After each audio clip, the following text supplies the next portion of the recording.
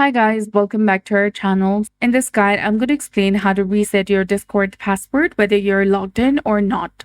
If you're currently logged in, you need to go to your user settings icon right here, which is indicated by the gear icon, and open it.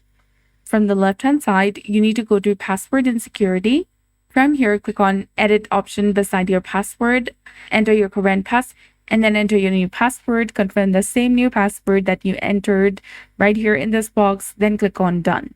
If you're not logged in or if you want to reset your password without knowing your correct one, what you have to do is first enter your email address or phone number associated with your Discord account in this box right here. And then after select forgot your password option, which is highlighted in purple color, go through a verification process.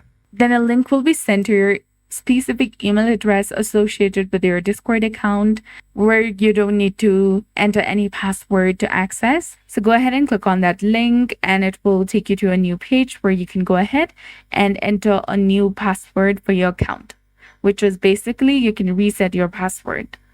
So you can enter your new password and confirm and then click on change. So that's it. I hope you found this video helpful. If you did, please like, share, and subscribe. Thanks for watching. We'll see you again in the next one.